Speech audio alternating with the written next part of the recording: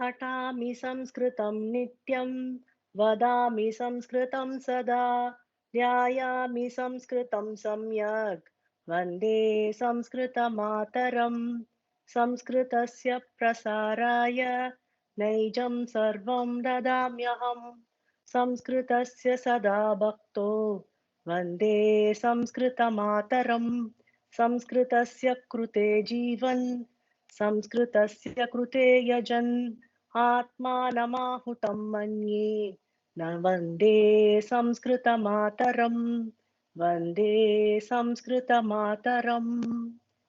हरिः ओम् श्रीगुरुभ्यो नमः। नमः सर्वेभ्यः। पञ्चजन्म कार्यक्रमे सर्वेषां स्वागतम्। संस्कृतभारती प्रतिवर्षं डिसेम्बर् मासस्य अन्तिमसप्ताहे आवसीकदिनत्रय गीताशिबिरम् आयोजयन्ती अस्ति। आगामि संवत्सरे संस्कृतभारत्याः 40तमः वार्षिक उत्सवस्य भगवद्गीतायाः पूर्ण अध्ययनं च अस्ति। अतः 1,00,000 जनाः अपेक्षिताः। संस्कृतभारत्याः लक्ष्यं प्रतिवर्षम् एकैक अध्यायस्य पारायणम् इति। एतावत् पर्यन्तं 16 अध्यायाः समाप्ताः। 2022 तमे वर्षे 18 अध्यायानां पारायणं पूर्णतया भविष्यति। अतः सर्वे कुटुम्बसहितं एतस्मिन् कार्यक्रमे भागं स्वीकृत्य एतस्य अवसरस्य सदुपयोगं कुर्वन्तु इति प्रार्थना। प्रति बुधवासरे प्रातःकाले 6 वादने गीतावद्गः चलन् अस्ति। अत्र श्लोकानाम् अर्थमपि सरलतया वदन्ति। गीतामृतम् उद्दिश्य एकं टेलिग्राम् गणः अपि निर्मितम् अस्ति। 18 अध्यायस्य पूर्ण अभ्यासपर्यन्तम् एषः गण वर्तते एव। अतः भवन्तः सर्वे कृपया टेलिग्राम् गणे योजयन्तु इति प्रार्थये। पाञ्चजन्य कार्यक्रमार्थम् अत्र आगतेभ्यः मुख्य अतिथेभ्यः ज्येष्ठेभ्यः भागस्वीकर्तारेभ्यः सर्वेभ्यः स्वागतम्। अद्यतन कार्यक्रमस्य पञ्चजन्यः इति नाम वर्तते। किमर्थम् इत्युक्ते भगवान् श्रीकृष्णस्य शङ्खस्य नाम पञ्चजन्यः इति। एवम् एकैक अध्यायस्य नाम पृथक् पृथक् भवति। इदानीं प्रार्थनागीतं प्रार्थनागीतेन कार्यक्रमस्य प्रारम्भं कुर्मः। इदानीं भावना भगिनी प्रार्थनागीतं गायति।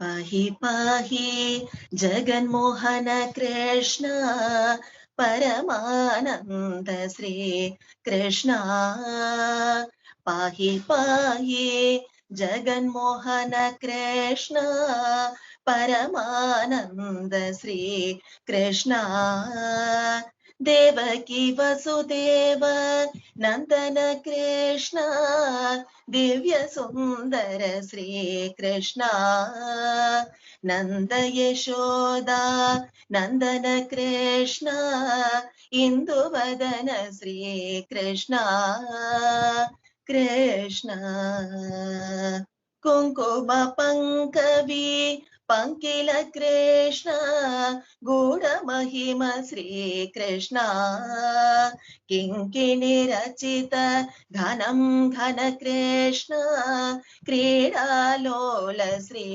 कृष्ण कृष्ण कुन्दरदन कुटिलालक कृष्ण मन्दस्मित श्री कृष्ण चञ्चझलञ्झल नूपुर कृष्ण मञ्जुळवेश श्री कृष्ण कृष्ण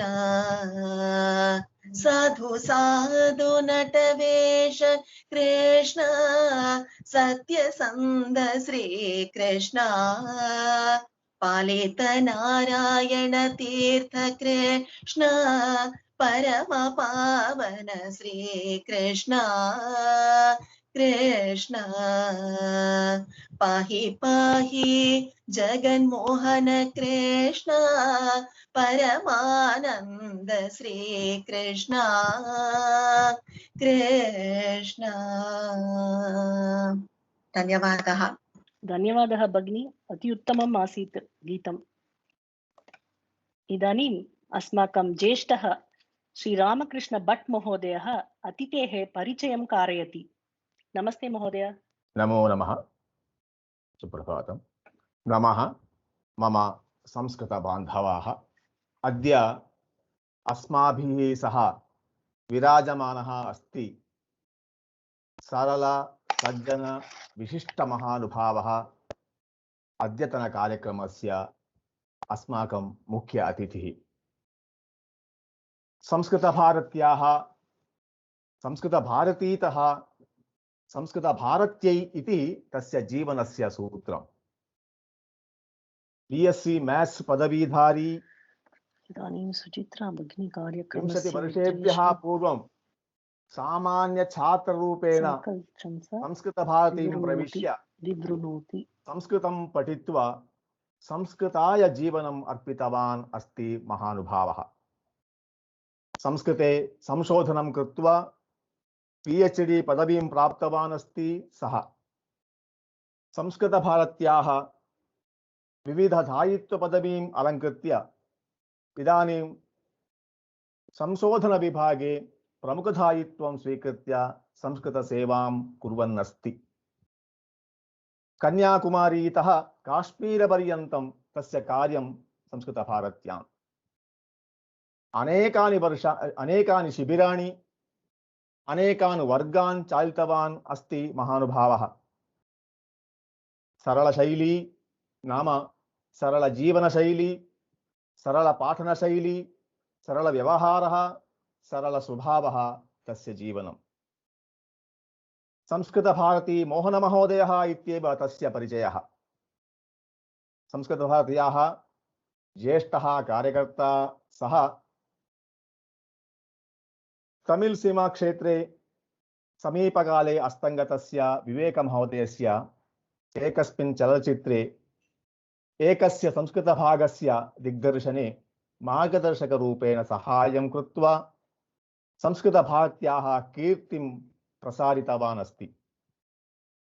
तस्य प्रेम्णा व्यवहारेण संस्कृतभारत्याम् अनेकान् शिक्षकान् कार्यकर्तॄन् निर्मितवान् अस्ति।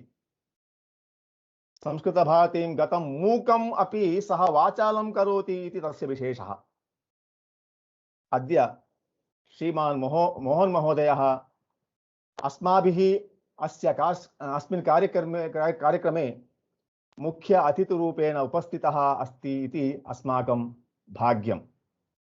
श्रीमते मोहन महोदयाय अस्माकं स्वागतं व्यवहरामि। स्वागतं मोहन महोदय। धन्यवादः महोदय।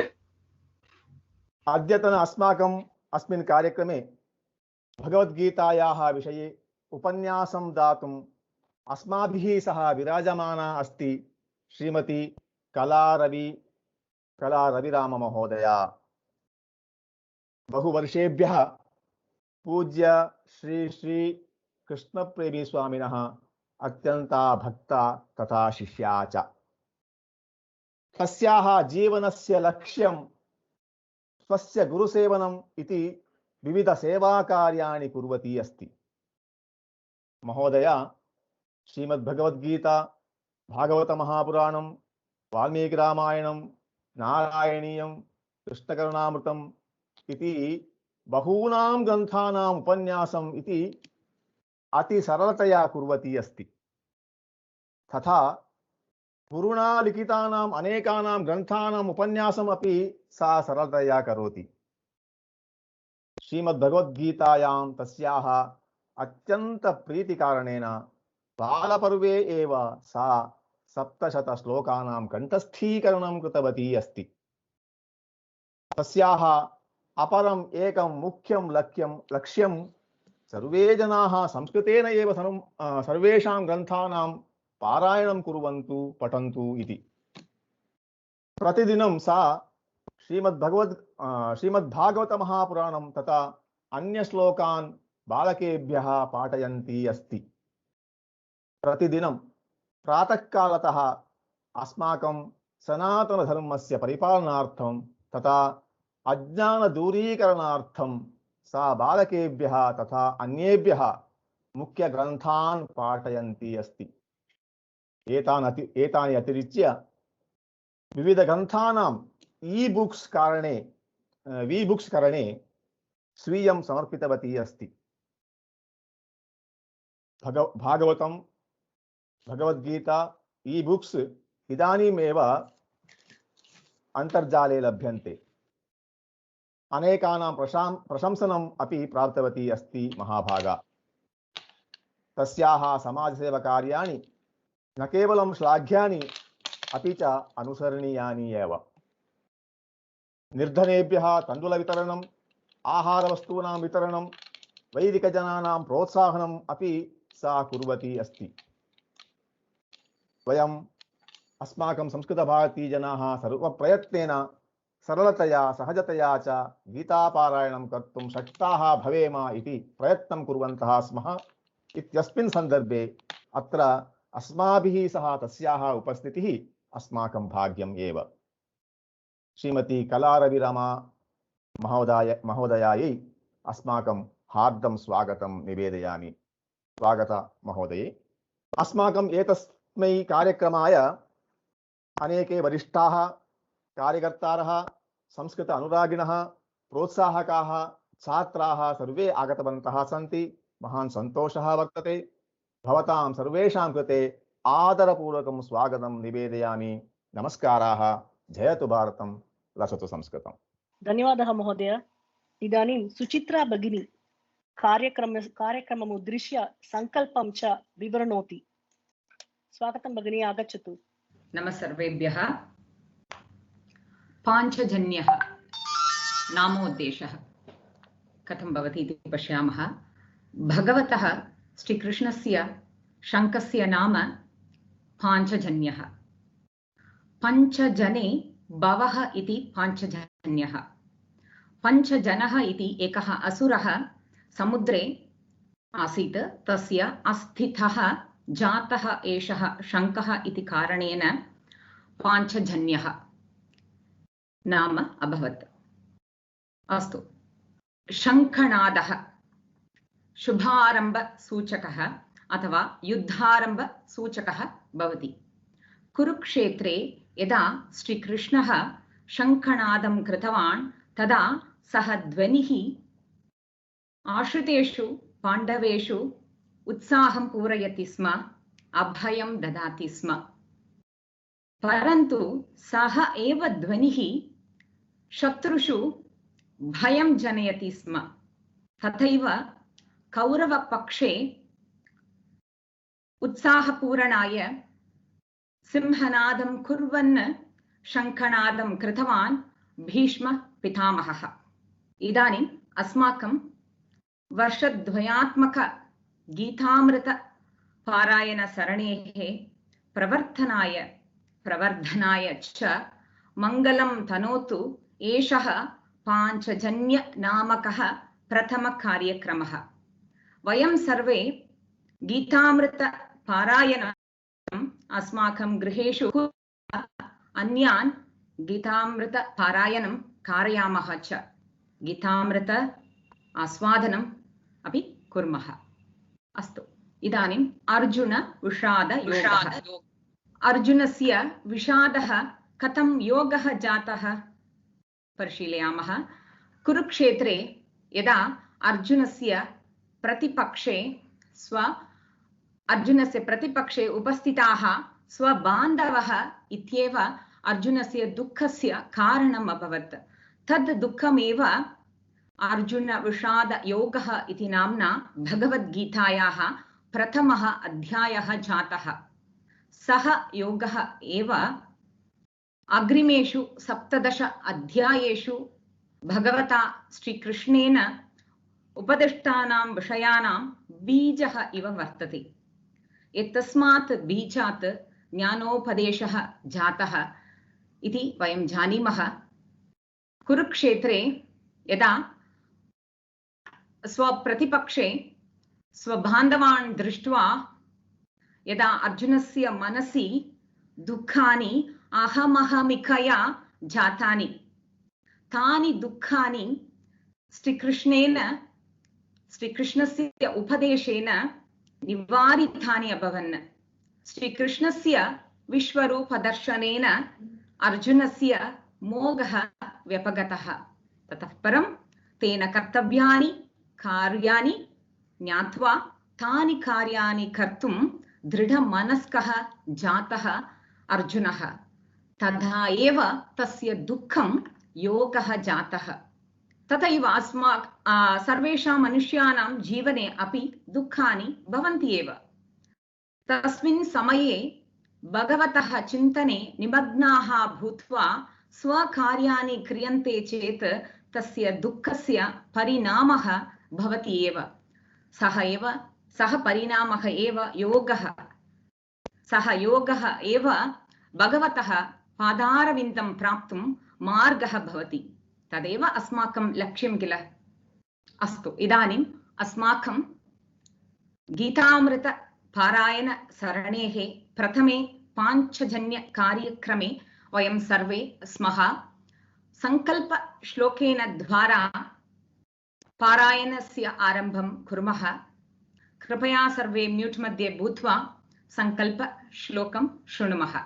गीतामृतसपर्ये मे गोविन्दमुखवंशिके कुरु विश्वमिदं शान्तं कार्यध्येयप्रबोधकम्। एतस्य श्लोकस्य अर्थः एवं भवति।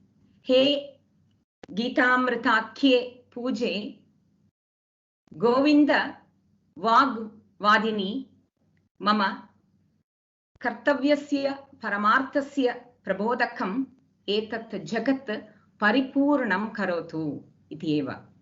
पुनः एकवारं संकल्पश्लोकं शृणुमः। गीतामृता सपर्ये मे गोविन्दमुखवंशिके कुरु विश्वमिदं शान्तं कार्यध्येयप्रबोधकम्। धन्यवादः। धन्यवादः भगिनी, कियतः विषयान् भवती उक्तवती। धन्यवादः। इदानीं हेममालिनी भगिनी गीताध्ययनं करोति।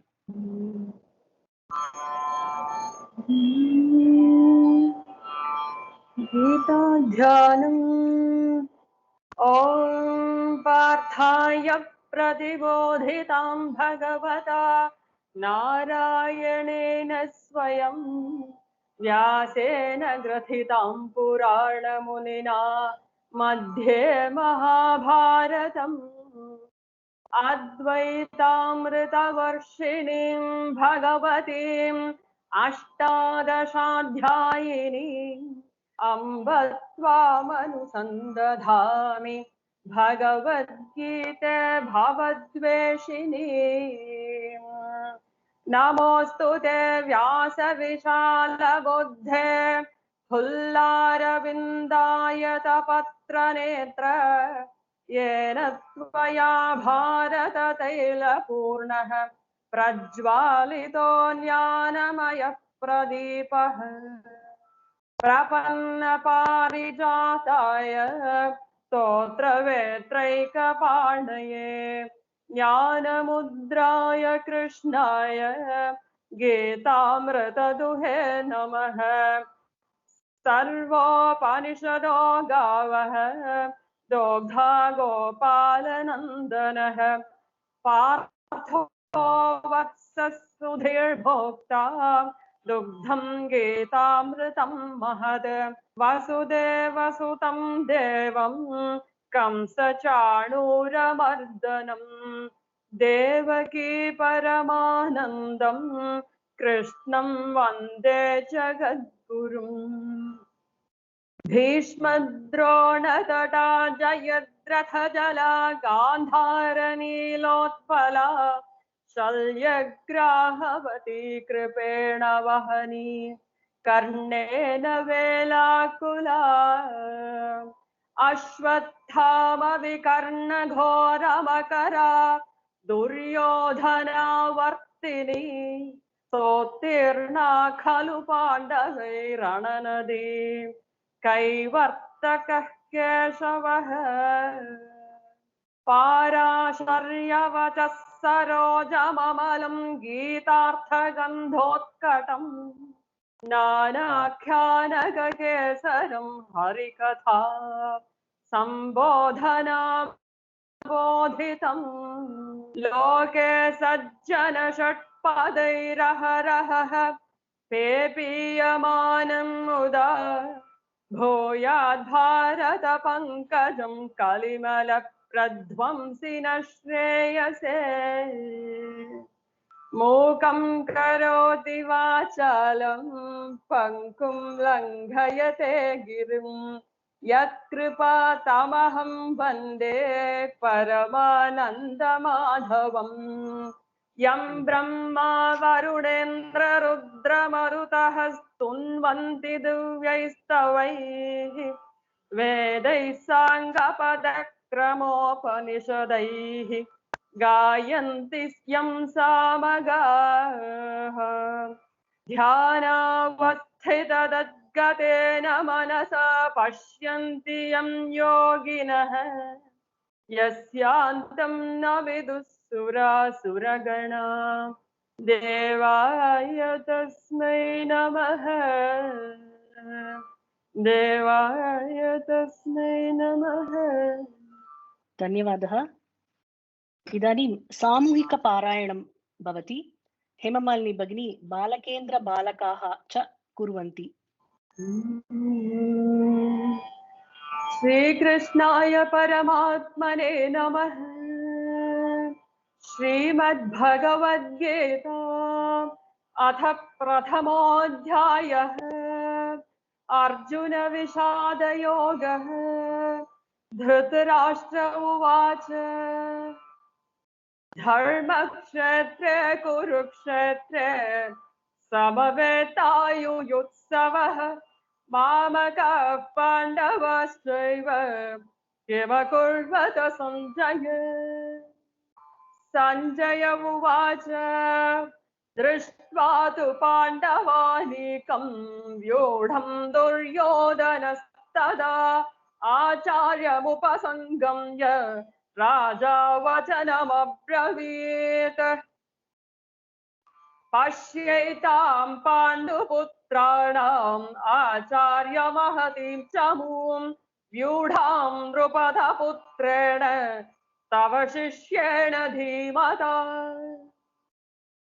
अत्र शूरा महेश्वासाः भीमार्जुन युयुधानो विराटश्च द्रुपदश्च महारथः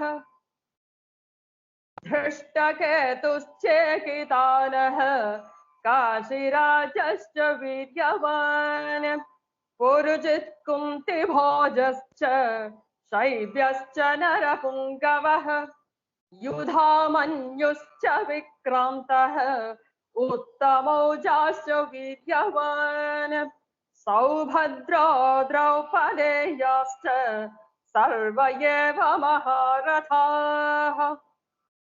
अस्माकं तु विशिष्टाय तान् निबोध द्विजोत्तम नायका मम सैन्यस्य संज्ञार्थं तान् ब्रवीमित्।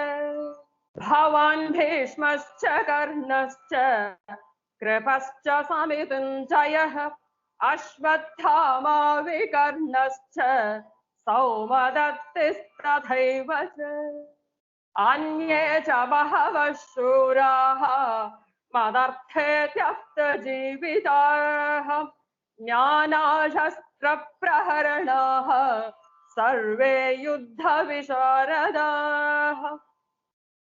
अपर्याप्तं तदस्माकं बलं भीष्माभिरक्षितं पर्याप्तं त्विदमेतेषां बलं भीमाभिरक्षितम्। अयनेषु च सर्वेषु यथा भागमवस्थिताः भीष्ममेवाभिरक्षन्तु भवन्तः सर्व एव हि तस्य सञ्जनयन् हर्षं कुरु वृद्धः पितामहः सिंहनादं विनद्योच्चैः शङ्खं दध्मौ प्रतापवान् ततः शङ्खाश्च भैर्यश्च पणवाणकगोमुखाः सहसैवाभ्यहण्यन्त शशब्दस्तु मुलोऽभवत् ततः श्वेतैर्हयैर्युक्ते महति स्यन्दने स्थितौ माधवा पाण्डवाश्चैव दिव्यौ शङ्खौ प्रदध्मतुः पाञ्चजन्यं हृषीकेशो देवदत्तं धनञ्जयः पौन्द्रं दध्मौ महाशङ्खं भीमकर्मा वृकोदरः अनन्तविजयं राजा कुन्तीपुत्रो युधिष्ठिरः नकुलः सहदेवश्च सुघोषमणिपुष्पकौ काश्यश्च परमेश्वासः शिखण्डी च महारथः दृष्टद्युम्नो विराटश्च सात्यकिश्चापराजितः द्रुपदो द्रौपदेयाश्च सर्वशः पृथिवीपते सौभद्रश्च महाबाहुः शङ्खान् दध्मु पृथक् पृथक् सघोषोदार्तराष्ट्राणां हृदयानि व्यदारयत् नभश्च पृथिवीं चैव तुमुलो व्यनुनादयन् अथ व्यवस्थितान् दृष्ट्वा धार्तराष्ट्रान् कपिध्वजः प्रवृत्ते शस्त्रसम्पाते धनुरुद्यम्य पाण्डवः हृषीकेशं तदा वाक्यम् इदमाह महीपते अर्जुन उवाच सेनयोरुभयोर्मध्ये रथं स्थापयामेच्युत यावदेतान्निरीक्ष्येऽहं योद्धुकामानवस्थितान् कैर्मया सह योद्धव्यम् अस्मिन् रणसमुद्यमे योत्स्यमानानवेक्षेऽहं ययेतेऽत्र समागताः धातराष्ट्रस्य दुर्बुद्धे युद्धे प्रियचिकीर्षवः सञ्जय उवाच एवमुक्तो हृषीकेशः गुडाकेशेन भारत सेनयोरुभयोर्मध्ये स्थापयित्वा रथोत्तमं भीष्मद्रोण प्रमुखतः सर्वेषां च महीक्षिताम् उवाच पार्थ पश्यैतान् समवेतान् कुरूनिति तत्रा स्थितान् पार्थः पितॄनथ पितामहान् आचार्यान् मातुलान् भ्रातॄन् पुत्रान् पौत्रान् सखीं तथा श्वशुरान् सुहृदश्चैव सेनयोरुभयोरपि तान् समीक्ष्य स कौन्तेयः सर्वान् बन्धूनवस्थितान् कृपया परयाविष्टः विषीदन्निदमब्रवीत् अर्जुन उवाच दृष्ट्वेवं स्वजनं कृष्ण युयुत्सुं समुपस्थितं सीदन्ति मम गात्राणि च परिशुष्यति वेपथुश्च शरीरे मे रोमहर्षश्च जायते गाण्डीवं संस्रते हस्तात् त्वच्चैव परिदह्यते न च शक्नोम्यवस्थातुं भ्रमतीव च मे मनः निमित्तानि च पश्यामि विपरीतानि केशव न किं नो राज्येन गोविन्द किं भोगैर्जीवितेन वा अजं भोगा सुखानि च त इमेव स्थिता युद्धे प्राणां त्यक्त्वा धनानि च आचार्यः पितरः पुत्राः तथैव च पितामहाः मातुला श्वशुराः पौत्राः श्याला सम्बन्धिनस्तथा नतोऽपि मधुसूदनम् अपि त्रैलोक्यराज्यस्य हेतो किं नु महीकृते निहत्य धार्तराष्ट्रान्नः का प्रीतिः स्याज्जनार्दन पापमेव श्रयेदस्मान् हत्वैतानाततायिनः तस्मान्नार्हा वयं हन्तुं धार्तराष्ट्रान् स्वबान्धवान् स्वजनं हि कथं हत्वा सुखिनः स्याम माधव यद्यप्येतेन पश्यन्ति लोभोपहत चेतसः कुलक्षयकृतं दोषं मित्रद्रोहे च पातकं कथं न ज्ञेयमस्माभिः पापादस्मान्निवर्तितुं कुलक्षयकृतं दोषं प्रपश्यद्भिर्जनार्दन कुलक्षये प्रणश्यन्ति कुलधर्माः सनातनाः धर्मे नष्टे कुलं कृत्स्नम् अधर्मोऽभिभवत्युत अधर्माभिभवात् कृष्ण प्रदुष्यन्ति कुलस्त्रियः स्त्रीषु दुष्टासु वार्ष्णेय जायते वर्णसङ्करः संकरो नरकायैव कुलज्ञानां कुलस्य च पतन्ति पितरो ह्येषां लुप्तपिण्डोदकक्रियाः दोषैरेते कुलज्ञानां वर्णसङ्करकारकैः उत्साद्यन्ते जातिधर्माः कुलधर्माश्च शाश्वताः उत्सन्नकुलधर्माणां मनुष्याणां जनार्दन नरके नियतं वासः भवतीत्यनुशुश्रुम अहो बत महत्पापं कर्तुं व्यवसिता वयं यद्राज्यसुखलोभेन हन्तुं स्वजनमुद्यताः यदि माम प्रतीकारम् अशस्त्रं शस्त्रपाणयः धार्तराष्ट्ररणे हन्युः तन्मे क्षेमतरं भवेत् संजय उवाच एवमुक्त्वार्जुनः संख्ये रथोपस्थ उपाविशत् विसृज्य सशरं चापं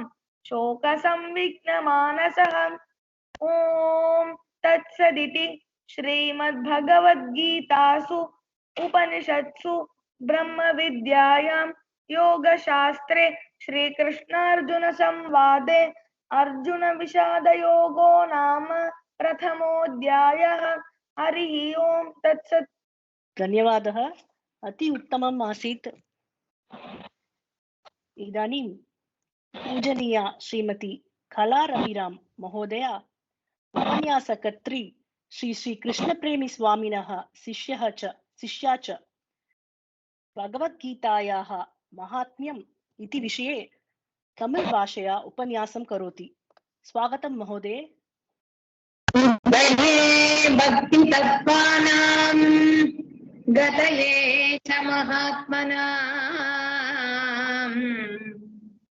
अस्माकं गतये तुभ्यं प्रेमिकाय नमो नमः। सद्गुरुनाथ महाराज की जय।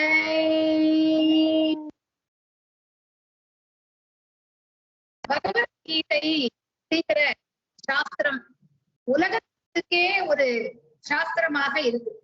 அந்த பகவத்கீதையினுடைய மகாத்மியத்தை சொல்லணும் அப்படின்னு கேட்டுண்டா, பகவத்கீதையினுடைய மகாத்மியம் வாக்குனால சாஸ்திரமா அது சொல்லியே முடிக்க முடியாது. இருந்தாலும் நமக்கு தெரிஞ்சத ஸ்ரீ அண்ணாட்ட குருநாதர்கிட்ட கேட்டத நம்ம யதாசக்தி நம்ம சொல்லலாம். கீதையினுடைய மகாத்மியத்தை சொல்லலாம். பகவத்கீதை அப்படின்னு சொல்றோம். இந்த சாஸ்திரத்தினுடைய பெயர் பகவானால சொல்லப்பட்ட கீதை அப்படின்னு சொல்றோம். பொதுவா ருத்ர கீதைன்னு ஒண்ணு இருக்கு பாகவதத்துல, ருத்ர கீதம்னு சொல்லுவோம். ருத்ரனால சொல்லப்பட்ட கீதை ருத்ர கீதை, கீதைன்னு தனியா இருக்கு. கணேசனால சொல்லப்பட்ட கீதை கணேச கீதை அப்படின்னு சொல்றோம். அப்ப ஸ்ரீ கிருஷ்ணனால சொல்லப்பட்ட கீதை கிருஷ்ண கீதை அப்படின்னு தானே இதுக்கு பேர் இருக்கணும். ஆனா இதுக்கு பேரு எல்லாரும் அழைக்கிறது பகவத்கீதை. ஸ்ரீமத் பகவத்கீதாசு உபனிஷத்சு பிரம்ம வித்யாயாம் யோக சாஸ்திரே அப்படின்னு சொல்றோம் ஒவ்வொரு அத்தியாயம் முடிக்கும் பொழுது. அப்ப ஏன் பகவத்கீதைன்னு சொல்றோம் அப்படின்னு சொன்னாக்க, இந்த பகத் சப்தத்துக்கு 6 வகையான அர்த்தம், 6 அர்த்தங்கள் இருக்கு. ஐஸ்வர்யஸ்ய சமக்ரஸ்ய தர்மஸ்ய யசஸ்ஸ்ரியா வைராக்யஸ்யாத மோட்சஸ்ய ஷண்ணாம் பக இதீரணா அப்படின்னு சொல்றோம். ஐஸ்வர்யம் அதாவது உயர்ந்த போஸ்டுக்கு தான் ஐஸ்வர்யம்னு சொல்றோம். பக சப்தம் உள்ளவர்களுக்கு இது எல்லாமே இருக்கணும். பகவானுக்கு பகவான் ஐஸ்வர்யம் இருக்கு, சமதர்மான ஐஸ்வர்யம், தர்மம் தர்மத்துல இருக்கணும். பேர்பட்டவராக இருந்தாக்க ராமவிரான ஸ்ரீராம பகவான் ஸ்ரீராம ஏவ ஸ்வயம் அப்படின்னு ஸ்ரீ அண்ணா ஒரு ஸ்லோகத்துல சொல்றார். ராமபிரானுக்கு அத்தகைய தர்மம் இருக்கு. யசஸ் புகழ் அப்படின்னாக்க அப்பேற்பட்ட புகழ் உடையவனாக இருக்கான் பகவான் ஸ்ரீ கிருஷ்ண பரமாத்மா. ஸ்ரீயஹா அப்படின்னா ஸ்ரீயப்பதியான பகவான் அப்படின்னு தான் நம்ம உபன்யாசம் ஆரம்பிக்கும் பொழுதே சொல்றோம். சாக்ஷாத் ஸ்ரீயினுடைய பதியாகவே இருக்கார். லக்ஷ்மி கடாட்சம் நிறைந்தவராக பகவான் இருக்கார். லக்ஷ்மி கடாட்சம் நிறைஞ்சிருந்தால் அந்த பகத் சப்தத்துக்கு லக்ஷ்மியே பகவானுடைய பத்னியாக இருக்காள். ஐஸ்வர்யஸ்ய சமக்ரஸ்ய தர்மஸ்ய யசஸ்ஸ்ரியா வைராக்கியஸ்ய அப்பேற்பட்ட வைராக்கியம் வேணும். வைராக்கியம்ன்றது ரொம்ப முக்கியம். பொதுவாக பேராசை இல்லாம இருக்கிறது, உலக விஷயங்கள்ல ஜாஸ்தி ஆசை வைக்காம இருக்கிறதே வைராக்கியம். தர்மஸ்ய யசஸ்ஸ்ரியா வைராக்கியஸ்ய அத மோட்சஸ்ய மோட்சத்தை கொடுக்கக்கூடிய தன்மை கொடுக்கணும். அப்பேற்பட்ட அந்த பகவான் இந்த 6 இருந்தாதான் அவளை பகவான் அப்படின்னு சொல்ல முடியும். எல்லாரையும் பகவான்னு சொல்ல முடியாது. கிருஷ்ணனுக்கு இந்த 6 குணங்களும் பொருந்தி இருக்கு, ராமருக்கு இந்த 6 இருக்கு. ஆனா இந்த பகவத்கீதையினுடைய மகாத்மியத்தை சொல்லும் பொழுது பகவத்கீதை அதை பாராயணம் பண்ணினாலேயே இந்த 6 நமக்கு கிடைச்சிடும். அப்பேற்பட்ட ஐஸ்வர்யம் அப்புறம் தர்மம், தர்மத்துல நாட்டம் ஏற்படும் நிச்சயமாக. பாபம் பண்ணணுங்கிற புத்தி போயிடும். தர்மம் யசஸ் அப்பேற்பட்ட புகழ் உண்டாகும். இந்த கீதையை அத்தியனம் டெய்லி சொல்லிட்டு இருந்தாலே அப்பேற்பட்ட புகழ் உண்டாகும். ஸ்ரீயஹா லக்ஷ்மி கடாட்சம் கிடைக்கும். விஷயங்கள்ல லோக விஷயங்கள்ல எல்லாம் வைராக்கியம் உண்டாகும். இது வேண்டாம் அப்படிங்கிற எண்ணம், தேவையில்லாததுலாம் ஆசை ஏற்படாது. அப்புறம் அந்த பகவானுடைய கிருப்பையினால மோட்சமும் கிடைக்கும். அப்ப இந்த கீதையை படிச்சுட்டு இருந்தா கீதையினுடைய மகாத்மியத்தினாலேயே இந்த 6 கிடைக்கும் அப்படிங்கறதுனால இந்த சாஸ்திரத்துக்கு பகவத்கீதை அப்படின்னு சொல்றோம். இந்த சாஸ்திரத்தை பகவத்கீதைன்னு சொல்றோம். இந்த பகவத்கீதையினுடைய சாரம் அப்படின்னு சொல்லி பெரியவர்கள்லாம் என்ன சொல்லுவார்னா, சர்வ தர்மான் பரித்யஜ்ய அப்படிங்கிற ஸ்லோகத்தை தான் சொல்றோம். எல்லா தர்மங்களையும் விட்டு பகவான சரணாகதி பண்ணினா அவர்களை பகவான் காப்பாத்துறார் அப்படிங்கிற அந்த ஸ்லோகம். அதுல பகவான் சொல்றார் ஆசுதா கவலைப்படாதே அப்படின்னு சொல்றார். இந்த சர்வதர்மான் பரித்யஜ்யங்கிற ஸ்லோகம் இருக்கே, அது கீதையிலேயே ஒரு கீத சாஸ்திரத்துக்கே உயிரான ஸ்லோகமாக இருக்கு. அதுல பகவான் என்ன சொல்றாருன்னா, பகவானுடைய வார்த்தையை கேட்டாக்க நமக்கு துக்கம் ஏற்படாது. வாழ்க்கை சம்சாரம்ங்கிறது பல வகையான துக்கத்தோட தான் பகவான் படைச்சிருக்காரு.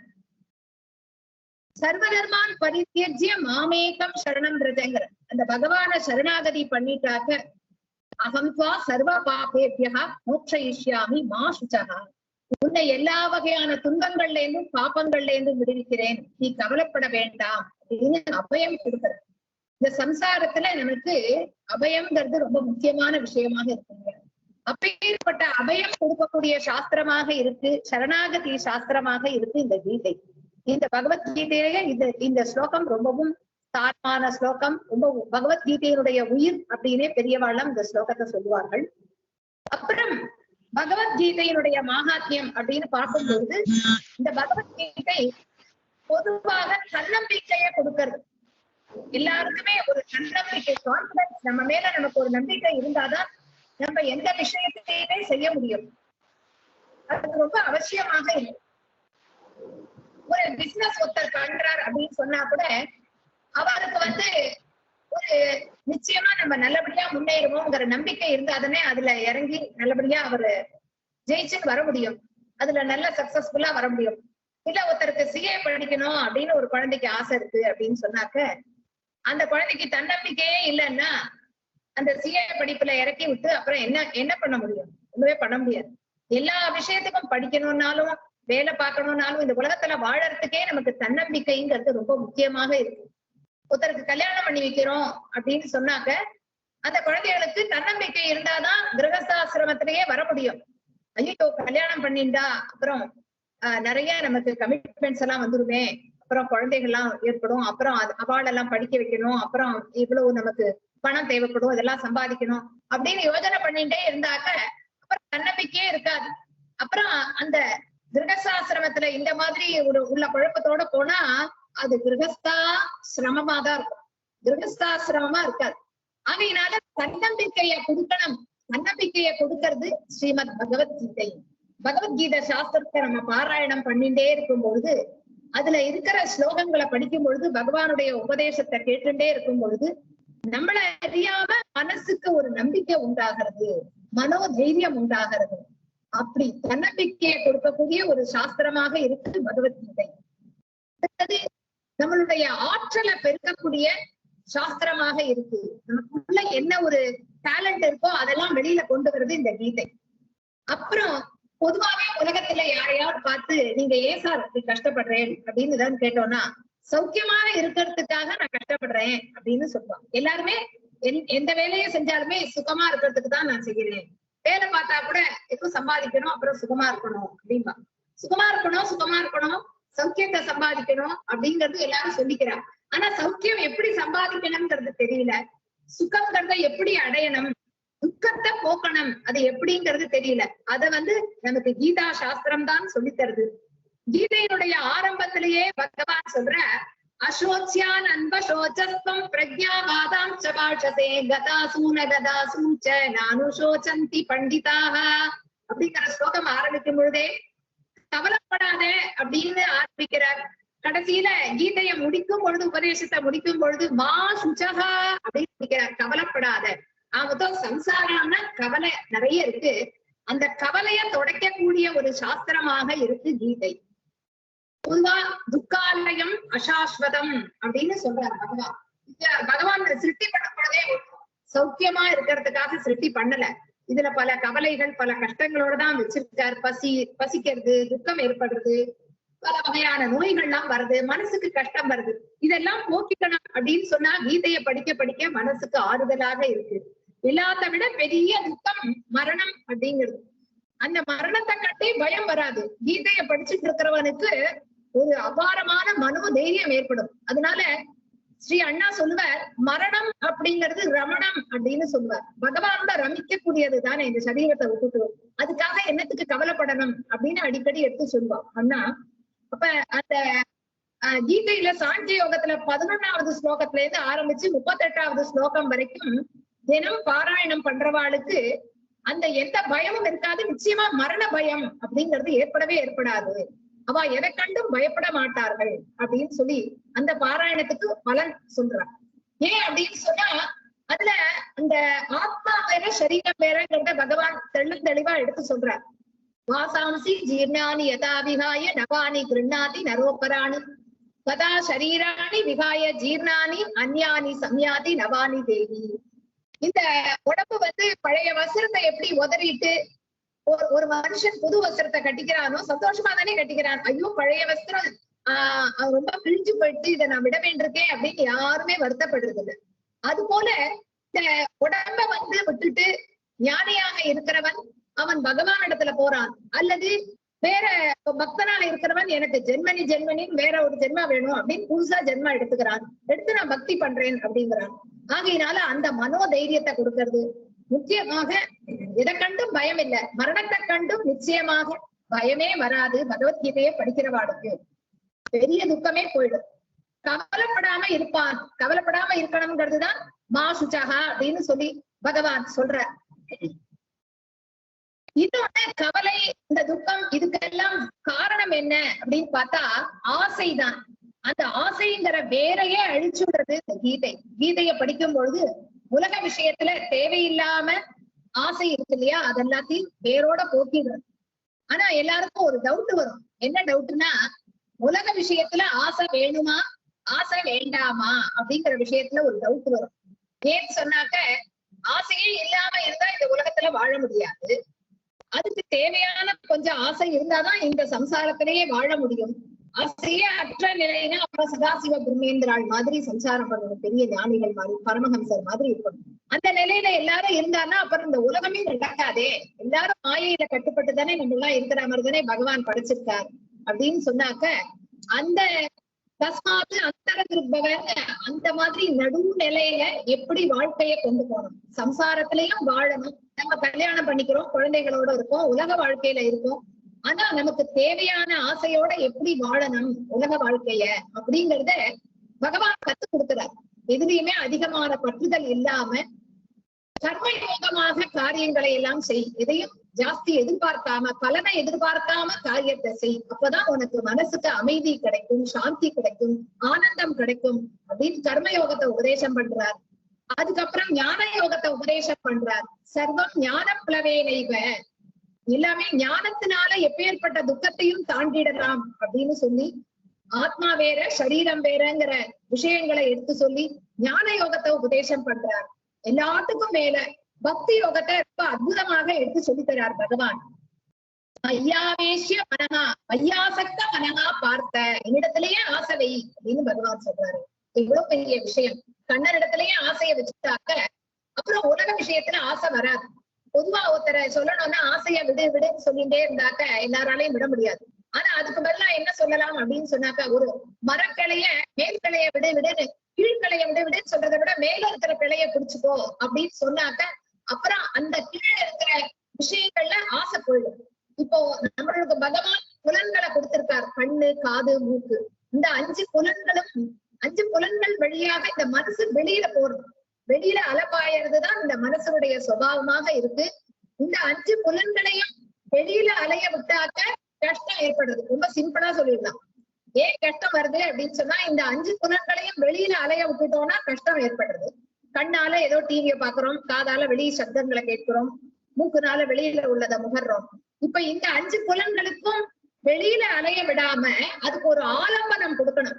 அதுக்கு அந்த புலன்கள், அந்த மனச உள்ளுக்குள்ள பார்த்த சாரதிய நீ சிந்தனை பண்ணு, கீதைய உபதேசம் பண்ணின கண்ணனையே நீ தியானம் பண்ணுன்னு சொல்லிட்டாக்க அப்ப மனசுக்கு பூர்ணமான சாந்தியில இருக்கும், பூர்ணமான ஆனந்தத்துல இருக்கும். பகவானையே நினைச்சுட்டு பகவானுக்கு அர்ப்பணமாக எல்லா வேலையும் செஞ்சுட்டு இருந்தாக்க, பகவானுக்கு நிவேதனமாக நம்மளுடைய காரியங்கள் டெய்லி பண்ற விஷயங்கள் எல்லாமே கிருஷ்ணார்ப்பணமாக, நான் கிருஷ்ணனுக்காக எழுந்துக்கிறேன், கிருஷ்ணனுக்காக குளிக்கிறேன், கிருஷ்ணனுக்கு பூஜை பண்ணணும், அதுக்காக நான் மடியா இருக்கேன், அதுக்காக நான் பூ பறிக்கிறேன் பண்ற முறைய பத்திரம், புஷ்பம், பலம், தோயம் யோமே பக்தியா பிரயச்சதி ததகம் பக்தி உபகிருதம் அஸ்னாமி பிரயதாத்மனஹா. பகவான் ரொம்ப எளிமையான முறையில எப்படி பக்தி பண்ணணும் அப்படின்னு அழகா சொல்லித்தர. என்னுடைய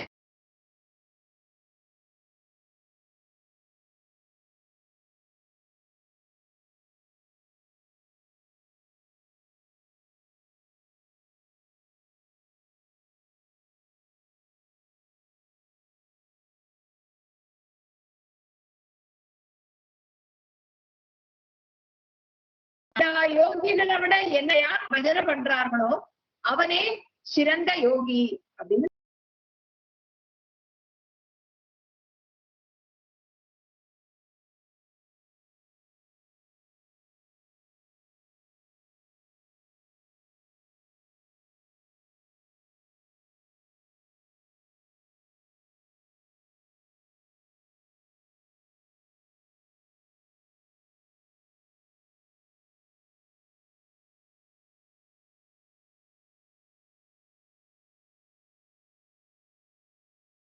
சத்தியம், தர்மம், அகிம்சை, பிரம்மச்சரியம் இதெல்லாம் முக்கியமான தர்மங்கள். இந்த தர்மத்துல இருந்தாலேயே எந்த மதத்தை சேர்ந்தவர்களா இருந்தாலும் சாந்தியோட அமைதியோட வாழ முடியும். அப்படிப்பட்ட நல்ல உபதேசங்களை எல்லாம் பண்றது கீதையில ராஜ சம்ஹிதை, சுகிருத் சம்ஹிதை, அப்புறம் காந்தா சம்ஹிதை அப்படின்னு எல்லாம் சொல்றோம். அந்த கீதை அதாவது 3 வகையா சாஸ்திரங்கள்ல 3 வகை சொல்றார். ராஜ சம்ஹிதைனா ராஜா எப்படி ஆர்டர் பண்ணுவாளோ அது மாதிரி ஆர்டர் பண்ணக்கூடிய சாஸ்திரம் வேதம். வேதம் ராஜா கட்டளை இடுற மாதிரி கட்டளை இடும். அப்புறம் சுகிருத் சம்ஹிதை, அதாவது ஒரு நண்பனுக்கு இப்படி பண்ணுடா அப்படி பண்ணுடா அப்படின்னு நல்ல வழியா அழகா எடுத்து சொல்லுவான். அது மாதிரி சுகிருத் சம்ஹிதை பேரு. அது மாதிரி இதிகாச புராணங்கள்லாம். காந்தா சம்ஹிதை அப்படிங்கிறது ஒரு பிரியை தன்னுடைய பிரியனை கொஞ்சி எப்படி இந்த மாதிரி பண்ணலாம் இந்த மாதிரி பண்ணலாம்னு அழகா எடுத்து சொல்லுவாளோ அது போல சொல்லக்கூடியது காந்தா சம்ஹிதை. இந்த கீதையை சொல்ல போனோம்னா ரொம்ப எளிமையா நமக்கு அழகா எடுத்து சொல்லி தரார் பகவான். ஒவ்வொரு உபதேசமும் படிக்க படிக்க படிக்க மனசுக்கு ஆறுதலா இருக்கு, அமைதியை கொடுக்கறது, ஆனந்தத்தை கொடுக்கறது, பேர்பட்ட ஒரு சாஸ்திரமாக இருக்கு. அமைதியை கொடுக்கறதுதான் கீதையினுடைய நோக்கம் அப்படின்னு சொல்றோம். அதுக்காக ரொம்ப அமைதியா இருந்துட்டாலும் அப்புறம் என்ன ஆகும் அப்படின்னு சொன்னாக்க அப்புறம் ஒரே சோம்பேறித்தனம் வந்துடும். ஆனா பகவான் அமைதியை கொடுக்கணும்னு லட்சியத்தோட பகவான் சொல்லிட்டு இருக்கும் பொழுது அர்ஜுனனுடைய ஆற்றலை தட்டி எழுப்புற. அர்ஜுனன் காண்டீவம் சிரம்சதே ஹஸ்தாது வெச்சைவ பரிதக்கியதே அப்படின்லாம் சொல்லிட்டு நான் இப்ப யுத்தம் பண்ண மாட்டேன், ஏன்னா எனக்கு எதிர்த்தாப்புல நிக்கிறவாள்லாம் பார்த்தாக்கா பீஷ்மர் நிக்கிறார், துரோணன் நிக்கிறார், நான் சண்டை போட மாட்டேன் கண்ணான்னு அர்ஜுனன் அந்த காண்டீவத்தையே கீழே வச்சுட்டு உட்கார்ந்துட்டார். உடனே பகவான் தட்டி எழுப்புற, எங்கேது உனக்கு இந்த பேடித்தனம் வந்தது? புதஸ்வா கஷ்வலமிதம் விஷமே சமுபஸ்திதம் அநாரிய ஜுஷ்டம் அஸ்வர்யம் அகீர்த்திகரம் அர்ஜுன கிளைபியம் மாஸ்மகம பார்த்த நைதத்வை உபபத்தியதே சூத்திரம் ஹிருதய தௌர்பல்யம் தெக்கோத்திஷ்ட பரந்தபா. இது எழுப்புற, தட்டி எழுப்புற. அல்பத்தனமானது உன்னுடைய ஹிருதய தௌர்பல்யம். ஹிருதயத்துக்கு இப்படி ஒரு துர்பலமா நீ இருக்கலாமா அர்ஜுனா? நீ எப்பேற்பட்ட வீரன், நீ எழுந்துற யுத்தம் பண்ணு அப்படின்னு சொல்லி உத்திஷ்ட பரந்தபா அப்படின்னு சொல்றாரு. பரந்தபானா சத்துருக்களை எரிக்கக்கூடியவன் அர்த்தம். நீ அப்படி காண்டிவத்தோட அப்படி நின்னாலேயே எல்லாரும் அப்படியே நடுங்கி போயிடுவாளே, நீ என்னத்துக்காக போய் இப்படி பயந்து போய் உடம்பெல்லாம் வியர்த்து அப்படியே போய் அப்படி டயர்டா போய் நீ தேர்தல உட்கார்ந்து போய் நீ முதல்ல எழுத்துரு அப்படின்னு தட்டி எழுப்புற. அப்ப அந்த சாஸ்திரத்தை நம்ம படிக்கும் பொழுதும் கேட்கும் பொழுதும் நமக்கு என்னைக்காவது மனசு உற்சாகம் கொண்டு போய் நம்ம உட்கார்ந்தாப்புல அந்த கீதையில இருந்து 4 ஸ்லோகத்தை படிச்சா பகவான் நம்மளுடைய ஆற்றலையும் தட்டி எடுத்துடுவார், உற்சாகத்தை கொடுத்துரும். கீதை இந்த உலகத்துல வாழறதுக்கு முதல்ல தேவை உற்சாகம் தான். உற்சாகம் இல்லட்டா வாழவே முடியாது.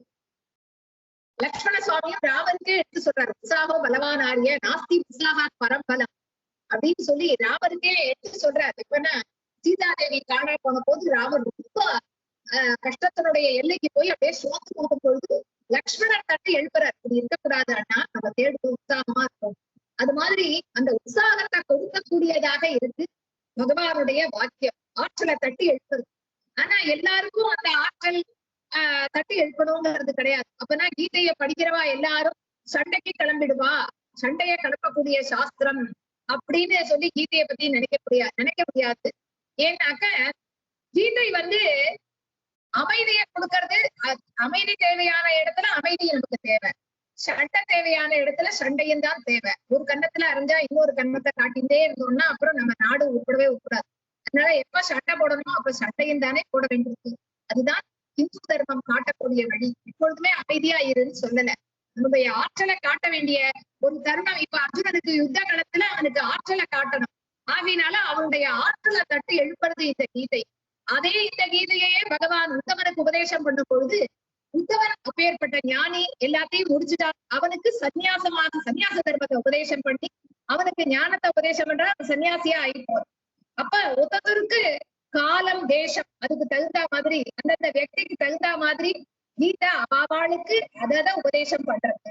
அதனால ஆற்றலும் தேவைதான், அமைதியும் தேவைதான், எல்லாத்தையுமே கொடுக்கறது கீதை. அவாளுக்கு என்னென்ன வேணும் எல்லாத்தையுமே கொடுக்கறது.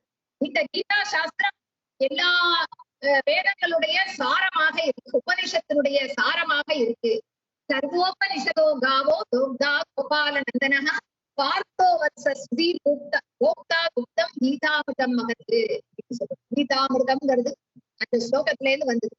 அதாவது எல்லா உபனிஷத்துக்களுமே பசுமாடுகளாக வச்சு காவோ கோப்தா கோபாலநந்தனஹா, அந்த பசுமாடுகளை கறக்கணும்னா நமக்கு இடையன் வேணும். சாட்சாத் இடையனே நம்ம கையில கிடைச்சிருக்கார் கோபாலன், கண்ணனே இடையன் தான். அவன் தான் கறக்கிறான் உபனிஷத்துல இருந்து. அதுக்கு தகுந்த ஒரு கன்றுக்குட்டி வேணும். அந்த கன்றுக்குட்டி யாருன்னா பார்த்தோ வத்சகா, கண்ணனுடையவே கிருஷ்ணன் வந்தே ஜெகத்குருன்னு சொல்றோம் இல்லையா, அந்த கண்ணனுடைய சிஷ்யன், அப்பேற்பட்ட கண்ணனுடைய நண்பன் அர்ஜுனன், அவனையே ஒரு கன்றாக ஆக்கி இந்த கீதாமிர்தத்தை கடைஞ்சு கறந்து எடுத்து நமக்கெல்லாம் கொடுக்கிறார். புத்தம் கீதாமிர்தம் மகத்து அப்படின்னு சொல்றார். அப்பேற்பட்ட கீதாமிர்தம் அதை படிக்கிறவாளுக்கெல்லாம் அமைதி உண்டாகும், ஆனந்தம் உண்டாகும். இந்த கீதாமிர்தம் அமிர்தம்னு சொல்லியாச்சுன்னா, பாலுன்னு சொல்லியாச்சுன்னா அதை காய்ச்சணும், அதுல கொஞ்சம் சக்கரை போடணும், கொஞ்சம் டிகாஷன் போடுறோம், சாப்பிடுறோம். இந்த கீதாமிர்தத்துக்கு எதுவுமே தேவை கிடையாது, அப்படியே பருகலாம். இந்த கீதாமிர்தத்தை தினமும் அப்படியே நம்ம பாராயணம் பண்ணலாம். பாராயணம் பண்ண பண்ண பண்ண நமக்கு ஆனந்தம் உண்டாகும், உற்சாகம் உண்டாகும், மனசுல அமைதி உண்டாகும், சாந்தி உண்டாகும். இப்படி கீதையினுடைய மகாத்மியம் எவ்வளவோ இருக்கு. எவ்வளவோ பெரியவர்கள்லாம் அதுக்கு சங்கரர், மத்வர் எல்லாரும் வியாக்கியானம் பண்ணிட்டு தான் இருந்தாலும் அவளுடைய புத்தி விகாசத்துக்கு தகுந்த மாதிரி இன்னும் நிறைய அதுல அவளுடைய மனோ சக்திக்கு தகுந்த மாதிரி வியாக்கியானங்கள்லாம் இன்னும் நிறைய பெரியவாள்லாம் பண்ண போறா, இன்னும் நிறைய உரை எழுத போறா. அப்பேற்பட்ட அந்த கீதாமிர்தத்தை பருகி நம்ம எல்லாரும் ஆனந்தம் அடையணும். அந்த பகவானுடைய கருணையினால நமக்கும் அந்த ஆத்மானந்தம் உண்டாகணும் அப்படின்னு சொல்லி பிரார்த்தனை பண்ணிக்கிறேன்.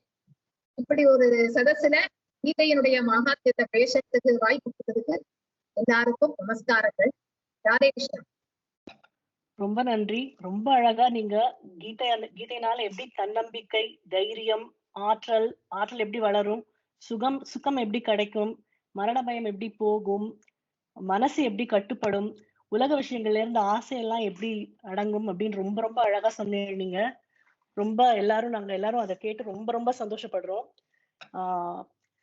நஷ்டோ மோக ஸ்மிருதிர் லப்தா त्वत् प्रसादान् मयाच्युत स्थितोपि गत सन्देहः करिष्ये वचनं तव அப்படின்னு इति यथा श्रीकृष्णः अर्जुनस्य सन्देहान् निवारयितवान् तथा भवती अपि प्रवचनं कृत्वा ज्ञानमार्गं प्रदर्श्य अस्माकं सन्देहान् निवारितवती. धन्यवादः महोदये. इदानीं भावना भगिनी मधुराष्टकं गायति. धन्यवादः भगिनी. अधरं मधुरं वदनं मधुरं नयनं मधुरं हसितं मधुरं हृदयं मधुरं गमनं मधुरं मधुराधिपते रखिलं मधुरं वचनं मधुरं चरितं मधुरं वसनं मधुरं वलितं मधुरं चलितं मधुरं भ्रमितं मधुरं मधुराधिपते रखिलं मधुरं वेणोर्मधुरो रेणोर्मधुरः पाणिर्मधुरः पादौ मधुरौ नृत्यं मधुरं सख्यं मधुरं मधुराधिपते रखिलं मधुरं गीतं मधुरं पीतं मधुरं भुक्तं मधुरं सुप्तं मधुरं रूपं मधुरं तिलकं मधुरं मधुराधिपते रखिलं मधुरं करणं मधुरं तरणं मधुरं हरणं मधुरं स्मरणं मधुरं वमितं मधुरं शमितं मधुरं मधुराधिपते रखिलं मधुरं गुञ्जा मधुरा माला मधुरा यमुना मधुरा वीचे मधुरा सलिलं मधुरं कमलं मधुरं मधुराधिपतेरखिलं मधुरं गोपी मधुरा लीला मधुरा युक्तं मधुरं भुक्तं मधुरं दृष्टं मधुरं शिष्टं मधुरं मधुराधिपते रखिलं मधुरं गोपा मधुरा गावो मधुरा यष्टेर्मधुरा शिष्टेर्मधुरा दलितं मधुरं फलितं मधुरं मधुराधिपते रखिलं मधुरं मधुराधिपते रखिलं मधुरं मधुराधिपते रखिलं मधुरं मधुराधिपते रखिलं मधुरं। धन्यवादः। धन्यवादः भगिनी। इदानीं वयम् एकं संस्कृतनाटकं पश्यामः वा? शिवानी ज्ञानिता ते मिलित्वा एकं लघु संस्कृतनाटकम् इदानीं प्रदर्शयन्ति। नाटकस्य शीर्षकम् एषः बालः कः? आरम्भं करोतु। सर्वेषां नमस्कारः। वयमद्य लीलासुखस्य श्रीकृष्णकर्णामृततः एकं श्लोकं पश्यामः। कस्त्वं बाला फलानुजः किमिह ते मन्मन्तिराशङ्कया युक्तं तन्नवनीतपात्रविवरे हस्तं किमर्थं न्यसेहे मातः कञ्चन वत्सकं मृगयितुं मागाविषादं क्षणात् इत्येवं वरवल्लभी प्रतिवच कृष्णस्य हुष्णातुनः। श्लोकस्य पृष्ठभागे एका कथा वर्तते। सा कथा का इति पश्यामः वा? गोकुले श्रीकृष्णः एव नवनीतचोरः इति सर्वे जानन्ति, किन्तु कदापि सः न गृहीतः। कस्मिंश्चित् गृहे कापि श्वश्रु तस्याः शुशम् आहूय वदति, हे शुशे, यदा कृष्णः आगच्छति भवती तां गृह्णातु, अद्यागच्छति इति मन्ये। अस्तु अम्ब, वयं तं यशोदमातरं प्रति नयामः। अस्तु अम्ब इति शुशा वदति। अहं कथं गृह्णाति इति शुशा पृच्छति। न जानामि, भवती गृहे एव भवतु, यदा सः आगच्छति भवती तां गृह्णातु। शुशा बहु चतुरा। सा किं करोति? गृहस्य किले एकं घण्टं बध्नाति। श्वश्रू यत् उक्तवती तत् सत्यम् अभवत्। कृष्णः आगच्छति। यदा सः किलाम् उद्घाटयति तदा घण्टायाः शब्दम् आगच्छति। शुशा जानाति कृष्णः आगतवान् इति। शुशा तु विना पश्यति, गुप्तरूपेण पश्यति। तेन सह वानराः बालकाः अपि आगताः। सः किं करोति? उपरि गच्छति, तस्य हस्तं घटे स्थापयति, अनन्तरं नवनीतं स्वीकृत्य सर्वेभ्यः ददाति। वानरेभ्यः ददाति, बालेभ्यः ददाति। सा इदानीं न खादति। शुशा तु तत्र प्रतीक्षां करोति। यदा सः नवनीतं स्वीकृत्य मुखे स्थापयति, शुशा बहिः आगच्छति। तदा सर्वे बालकाः कृष्णं त्यक्तु बहिः पालयन्ति। इदानीं शुशा पृच्छति, हे बाल, कस्त्वं? धन्यवादः। बहु उत्तमम् आसीत्, धन्यवादः। इदानीं वयं श्रीमन् मोहन् महोदयस्य संस्कृतसम्भाषणं शृण्मः। स्वागतं महोदय। सर्वेषां कृते नमस्कारः। अद्य पुण्यदिने पाञ्चजन्यकार्यक्रमे सर्वे सम्मिलिताः स्मः। वडपैणि उपनगरस्य कार्यक्रमः। कार्यक्रमे वयं सर्वे तथा लीनाः। अहं तु मम भाषणम् अस्ति इत्येव विस्मृतवान्। तावत् समीचीनतया बालाः वा भवतु अथवा अतिथेः भाषणं वा भवतु अथवा अस्माकं कार्यकर्तॄणामेव केचन नूतनाः केचन सुचित्रा भगिनी सदृशाः आरम्भतः बहुकालतः कार्यं कुर्वन्ति। एवं सर्वेषामपि तत्र उपस्थापनं सर्वम् अतीव रमणीयं मनोहरं च आसीत्। ध्येयवाक्यमपि अतीव शोभनम् आसीत्। यत् कार्यं ध्येयं द्वयमपि स्मारयति तादृशं ध्येयवाक्यमस्ति। सर्वैः अपि तद् अनुकरणीयः, प्रतिदिनं स्मरणीयं, तदेव ध्येयं भवति। गते पक्षे अथवा गते सप्ताहे अस्माकं मध्ये एतत् भूलोकं त्यक्त्वा गतवान् एकः संस्कृताभिमानी चलचित्रनटः श्री विवेक महोदयः। तस्मै सः ईश्वरस्य परमपदं प्राप्नोतु इति प्रार्थनया अहं तेन सह कञ्चन प्रसङ्गं वदामि। शूटिंग स्पॉट मध्ये संस्कृतभारती जनान् आहूतवान्। तदा संस्कृतभारती पक्षतः अहं गतवान् आसम्। तत्र सः मां समीपे एव स्थापयति सर्वत्र शूटिंग मध्ये सर्वस्थानेषु यत्र यत्र गच्छति।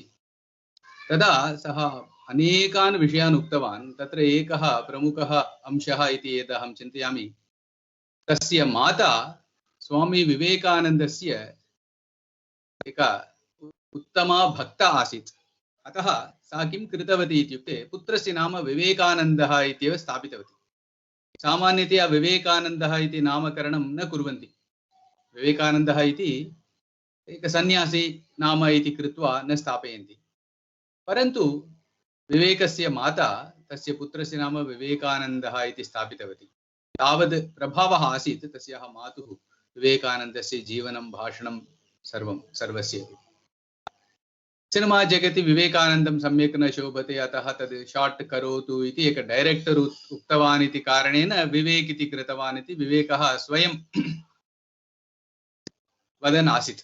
अनेकेषु प्रसङ्गेषु एषः एकः प्रसङ्गः। विवेकः इत्यपि शब्दः संस्कृतशब्दः, यद्यपि कट् शार्ट् तदपि विवेकः। इदानीम् अस्माभिः पालनीयः, इदानीन्तनकाले पालनीयः विषयः एकः एव, विवेकः। विवेकतया वयम् अस्माकं जीवनम् अग्रे अग्रे नयामः चेत् वयं सुरक्षिताः भवामः। ईश्वरस्य कृपा। पुनः इदानीन्तनसन्दर्भः एवमस्ति। अद्य कार्यक्रमेषु अपि अस्माकं अतिथि महाभागा कलारवि माता, तस्याः गीताप्रवचनं एतावत् शीघ्रं समाप्तम् इति दुःखम् आसीत्। तावत् समीचीनतया माता वदन्ती आसीत्। बहून् अंशान् उक्तवती। एकं तु जीवनस्य लक्ष्यं कथम् इति, अस्माकं चिन्ता एव अस्माकं कष्टानां कारणम् इति सा वदन्ती आसीत्। अनन्तरं मनुष्यस्य आशा एव इति। वयं प्रवेशपुस्तके एतादृशानि सुभाषितानि अनेकानि पठामः। यदि वयं सुभाषितानि सम्यक् पालयामः चेत् सुभाषितानि परीक्षायां लेखितुं मात्रं न, अस्माकं जीवने आचरितुमपि। उदाहरणम् एकं सुभाषितमस्ति, चिता चिन्ता द्वयोर्मध्ये चिन्ता नाम गरीयसी इति। चिता चिन्ता इति पदद्वयं। चिता इत्युक्ते द फ्यूनरल् पयर् इति वदामः किल, तद्। चिन्ता इत्युक्ते अस्माकं मनसि कवलैगळ् इति वयं वदामः किल। द्वयोः शब्दयोः भेदः कः? एक बिन्दुः एव। चिता चिन्ता, चिता उपरि बिन्दुं स्थापयितु चिन्ता भवति।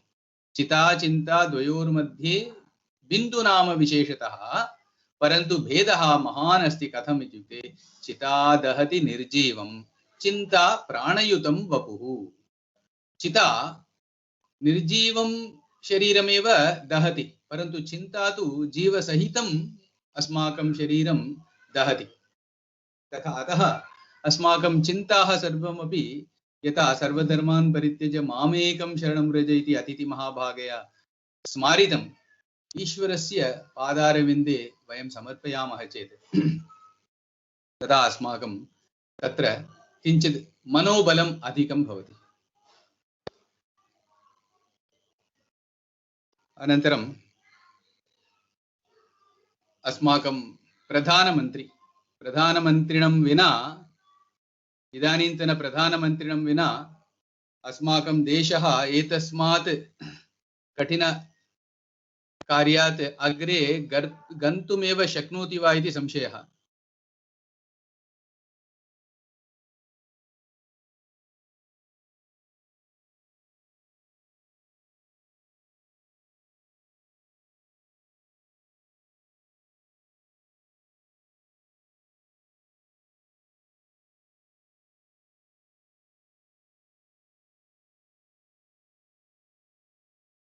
नरेंद्र मोदी महोदयः जपान् गतवान् आसीत्।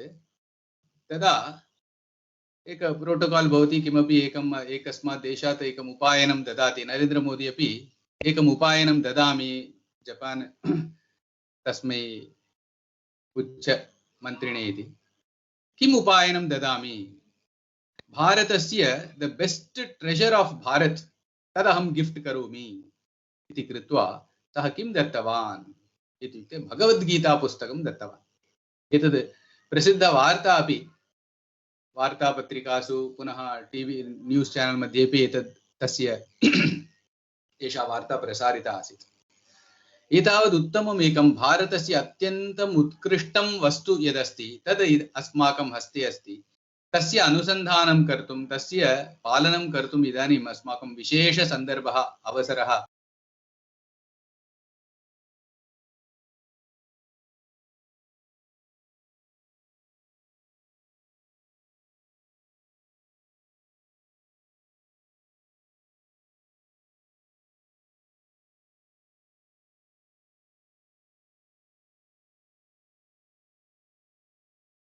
भगवतः कृष्णस्य हस्ते पाञ्चजन्यम् अस्ति। भगवान् नारायणः चतुर्भुजः, शङ्खचक्र गदा पद्मपाणिः। वस्तुतः भास्कराचार्यः लीलावती इति एकस्मिन् ग्रन्थे भगवतः विष्णोः चतुर्भुजं वर्णयित्वा लीलावती इति मैथमेटिक्स् टेक्स्ट् बुक्, तत्र सः 4 फैक्टोरियल् विषये वदति। भगवान् कृष्ण विष्णुः तस्य 4 भुजाः, शङ्खं चक्रं गदा पुनः कमलम्। एतद् चतुर्भुजस्य व्यत्यासं कृत्वा, इत्युक्ते परमुटेशन् काम्बिनेशन्, एकस्मिन् हस्ते चक्रम् अपरस्मिन् हस्ते शङ्खम्, अनन्तरं परमुटेशन् काम्बिनेशन् भिन्नं भिन्नं कृत्वा कतिविधमूर्तयः साध्याः, how many combinations of Vishnu Murti possible with different combinations. Dakshina haste shankam, upari gada, adaha vama haste padmam ityadi. Eka leelavatyam ekam ekah shlokah asti, tasmin etad permutation combination vishe etad problem saha aniya darsheti. Bahu sundara prasangah saha. सद्यः गणितपुस्तकस्य कार्यं प्रचलति इति कारणेन अहं ज्ञातवान्, no चेत् तदपि वयं न जानीमः। एवं भगवान् तस्य हस्ते शङ्खः अस्ति, तस्य नाम पाञ्चजन्यम्। सः कथं शङ्खं प्राप्तवान्? सुचित्रा भगिनी सम्यक्तया उक्तवती, सः 5 जन असुरान् मारयित्वा प्राप्तवान् इति। परन्तु किमर्थं मारितवान् इति यदि वयं पश्यामः, बहु आश्चर्यकर उत्तम प्रेरक घटना अस्ति। कृष्णः अपि गुरुकुलं गत्वा विद्याभ्यासं कृतवान्। सान्दीपनी गुरुकुलम् इति, सन्दीपः इति तस्य गुरुकुले पठितवान्। तद् गुरुकुलमपि बहु विचित्रं, मोबैल् गुरुकुलम् आसीत्, तत्काल् गुरुकुलम् आसीत्। मोबैल् तत्काल इति आधुनिकशब्दः इति वयं चिन्तयामः, परन्तु तस्य स्पिरिट् तथा आसीत्। इत्युक्ते तत्समये यत्किमपि नूतनम् अस्ति चेत् तदपि पाठयति, एकत्र स्थातुं न शक्यते इति कारणेन, तादृशपरिस्थितिः अस्ति इति कारणेन निरन्तरं सञ्चरन्तः आसन्। तथा एवं गुरुकुले सः अधीतवान्। अधीत्य गुरुदक्षिणा समर्पणं करणीयम् इति आसीत्। गुरुदक्षिणां साक्षात् भगवान् कृष्णः एव अस्माकं समीपे आगत्य पठितवान्। एतदेव वस्तुतः बृहत्, अस्माभिः एव दक्षिणा दातव्या इति गुरुः उक्तवान्। तथापि कृष्णः न अङ्गीकृतवान्। एतद् फार्मल् प्रोटोकाल् यदस्ति तद् पालनीयं भवति। प्रोटोकाल् पालनं न करोति चेत् सम्यक् न भवति इति वयं गतसप्ताहे दृष्टवन्तः। अतः प्रोटोकाल् पालनं करणीयम्। अतः अहं गुरुदक्षिणां दातुम् इच्छामि इति सः चिन्तितवान्। तदा तस्य पत्न्याः समीपे गतवान्। गुरुः सन्दीपः तस्य पत्न्याः समीपे गत्वा, कारणं पत्नी एव भोजयति सर्वान् शिष्यान्, तेषां योगक्षेमं सा एव करोति, गुरुकुले वासः। तदा सा बहु दुःखिता, सर्वदा रुदती आसीत्। तस्मिन् समये पृष्टवान्, अस्माकम् एकः पुत्रः आसीत्, सः मृतः इति वदन्ती आसीत्। सा दीर्घकथा अस्ति, अहं समयानुगुणं संक्षिप्तं वदामि। तदा कृष्णः तद् किं कः प्रसङ्गः इति पृष्ट्वा अतीव सङ्कोचेन गुरुः तद् यदा श्रावितवान्, तदा सः गत्वा पञ्चजनासुराणां सकाशात् सः तेभ्यः बन्धितः गुरुपुत्रः यः आसीत् तान् मारयित्वा गुरुपुत्रम् आनीतवान् इति हरिवंशपुराणे एतद् वर्णितमस्ति। समुद्रः प्रत्युवाचेदं दैत्यः पञ्चजनो महान् तिमिरूपेण तं बालं ग्रस्तवान् इति माधव सपञ्चजनमासाद्य जघान पुरुषोत्तमः न चाससाद तं बालं गुरुपुत्रं तदाच्युतः स तु पञ्चजनं हत्वा शङ्खं लेभे जनार्दनः यस्स देव मनुष्येषु पाञ्चजन्य इति श्रुतः इति हरिवंशपुराणस्य श्लोकः। इत्युक्ते सः गुरुपुत्रम् आनीतवान्, गुरुदक्षिणारूपेण दत्तवान्।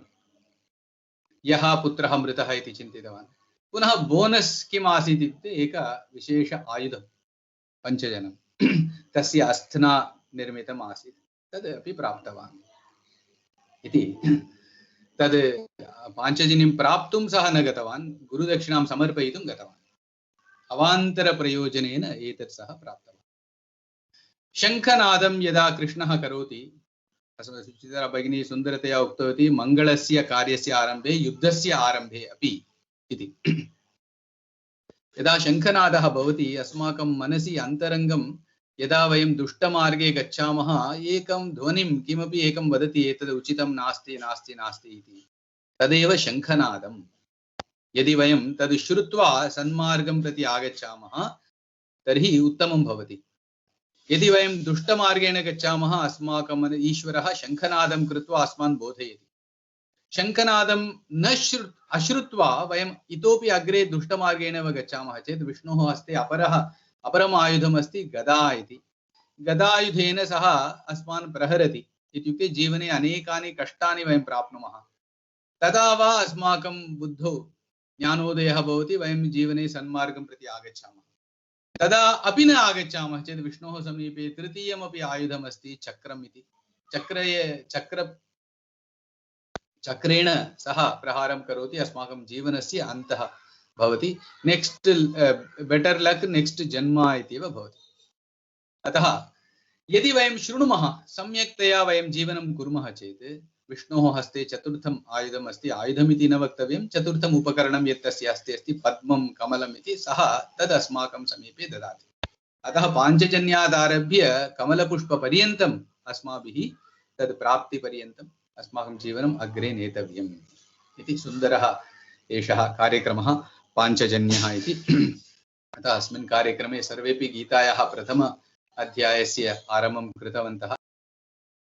मध्ये सर्वेषामपि अध्यायानां समाप्तिः यदा भवति इति उक्तं, तद्वत् वयमपि यावत् शक्यं सर्वेषामपि भगवद्गीतायाः सर्वेषाम् अध्यायानां पठनं, कण्ठस्थीकरणं सर्वमपि कुर्मः चेत् महान् लाभः भवति। अनन्तरं विष्णु एतद् भगवद्गीता केवलम् एतद् मतस्य नास्ति इति कलामाता सम्यक् बोधितवती। बहवः विदेशीयाः अपि भगवद्गीतायाः आराधनां कुर्वन्ति, प्रचारमपि कुर्वन्ति तथा। अतः एतद् अस्माकं हस्ते अस्ति इति महत् भाग्यमस्ति। तस्य सम्यक् सदुपयोगं कुर्मः, तदेव अस्मिन् सन्दर्भे अहं वक्तुम् इच्छामि। वदतु संस्कृतं, जयतु भारतं। धन्यवादः, नमस्ते। धन्यवादः महोदय। एतादृश सरलसंस्कृतेन सम्भाषणं श्रवणं बहु विरलं। छात्राणां मनसि आमूल्यतात्पर्यविषयान् स्थापयितुं सुन्दर सरलसंस्कृतेन महोदयः सम्भाषणं कृत्वा अस्मान् सर्वान् विस्मयपूर्णभावे स्थापितवान्। यथा अस्मभ्यं संस्कृतस्य अतिसुन्दरवाक्यानि तथा भगवद्गीतायाः तत्त्वज्ञानानि अपि सुन्दरसंस्कृतेन श्रावितवान् इति अस्माकं भाग्यं। महोदयं नमस्कारान् समर्पयामि। धन्यवादः महोदय। इदानीं गीता आरती भवति। हेममालिनी भगिनी आरती करोति। स्वस्तिका भगिनी गीतं गायति। जय भगवद्गीते माते जय भगवद्गीते हरिः य कमलविहारिणि माते हरिः य कमलविहारिणि माते सुन्दरसुपुनीते माते जय भगवद्गीते कर्म सुमर्म प्रकाशिनी माते कामासक्तिहरा माते कामासक्तिहरा तत्त्वज्ञान विकाशिनी माते तत्त्वज्ञान विकाशिनी माते विद्या ब्रह्मपरा माते जय भगवद्गीते निश्चल भक्ति विधायिनी माते निर्मल मलहारी माते निर्मल मलहारी शरण रहस्य प्रदायिनी माते शरण रहस्य प्रदायिनी माते सब विधि सुखकारी माते जय भगवद्गीते राग द्वेष विदारिणी माते कारिणी मोद सदा माते कारिणी मोद सदा भव भयहारिणी तारिणी माते भव भयहारिणी तारिणी माते परमानंद प्रदा माते भगवत् जय भगवद्गीते आसुर भाव विनाशिनी माते नाशिनी तमरजनी माते नाशिनी तमरजनी दैवी सद्गुणदायिनी माते दैवी सद्गुणदायिनी माते हरिरसिका सजनी माते जय भगवद्गीते समता त्याग सिखावनी माते हरिमुख की बानी माते हरिमुख की बानी सकल शास्त्र की स्वामिनी माते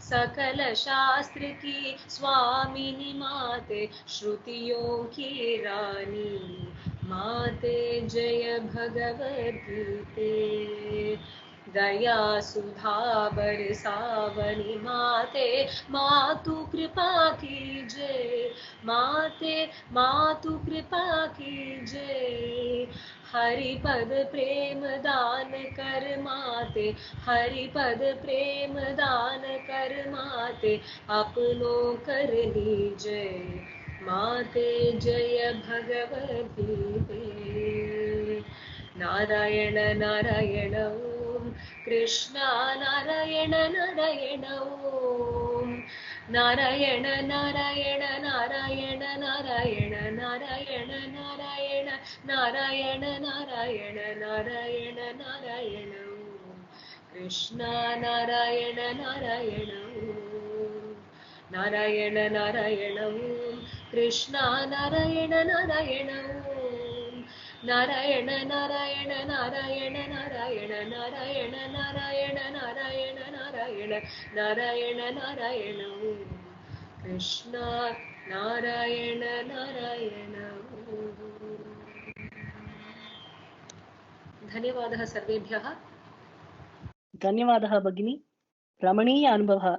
वयम् 1,00,000 जनाः मिलित्वा पारायणं कुर्मः चेत् कथं भवति इति केवलम् इदानीम् ऊहामहे, अनुभवार्थं प्रतीक्षामहे। इदानीं मञ्जु भगिनी धन्यवादसमर्पणं सूचना च करोति। हरि ओम्।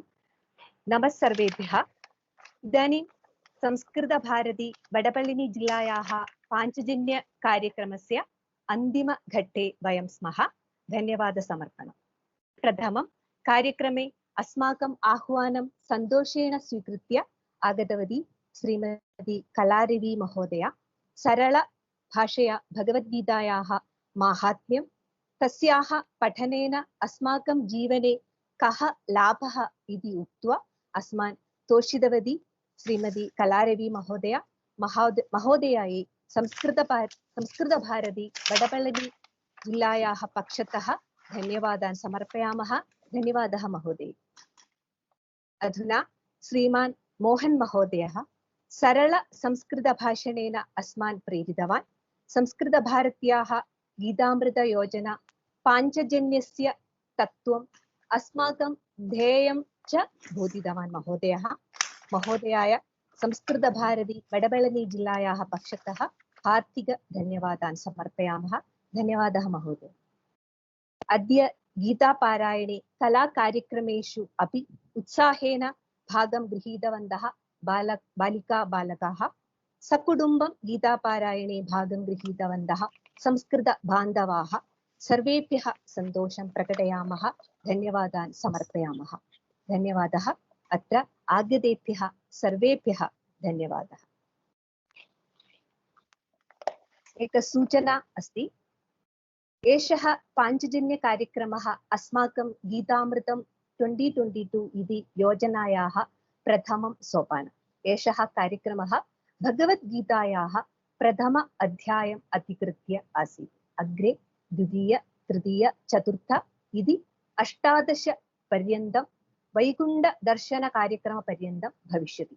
डिसेम्बर् 2022 वैकुण्ठदर्शनकार्यक्रमे 1,00,000 जनाः भवेयुः इति अस्माकं लक्ष्यम्। अग्रिमं सोपानं तदर्थं वयम् अग्रिमं सोपानं भगवद्गीतायाः द्वितीय अध्यायम् अधिकृत्य ऑगस्ट मासे भविष्यति सुदर्शनं कार्यक्रमः। अतः अत्र भागं स्वीकृताः वयं सर्वे प्रतिदिनं गृहे भगवद्गीतायाः पारायणं कुर्मः। अस्माकं पठनाय टेलिग्राम गण निर्मितम् अस्ति। तत्र वयं सर्वे योजयामः। लिङ्क् स्वस्य गणेषु आगच्छति। प्रति बुधवासरे गीतामृतश्रुतिवर्गः प्रचलति। तत्रापि वयं भागं स्वीकुर्मः। वयमपि सप्ताहे एकं पारायणवर्गम् अपि चालयामः। वर्गं कुत्र कदा इति स्वगणे सूचयामः। जयतु संस्कृतं, जयतु भारतम्। नमस्ते, धन्यवादः। धन्यवादः भगिनी। सर्वे जनाः क्षेमं तथा सुरक्षितया भवन्तु। सर्वत्र कोरोना विषाणोः भीतिः अस्ति। अस्माकं केचन जनाः अपि बाधिताः सन्ति इति वार्ता आगच्छति सन्ति। कुतः आगच्छति, कथम् आगच्छति न जानीमः। आगच्छति चेत् बहु बाधा एव। सर्वेषाम् आरोग्यं प्रथमं। सुरक्षा नियमान् वयं सर्वे पालयामः। सर्वे सन्तु निरामयाः इति वयं भगवतं श्रीकृष्णम् अस्मिन् सन्दर्भे विशेषतया प्रार्थयामः। लोकाः समस्ताः सुखिनो भवन्तु इति इदानीं प्रार्थयामः। अहम् इदानीं केपी लक्ष्मी भगिनी शान्तिमन्त्रं वदति। उक्त्वा वयं समापयामः। ॐ सर्वे भवन्तु सुखिनः, सर्वे सन्तु निरामयाः, सर्वे भद्राणि पश्यन्तु, मा कश्चित् दुःखभाग् भवेत्। ॐ शान्ति शान्ति शान्तिः। श्री गुरुभ्यो नमः। हरिः ओम्।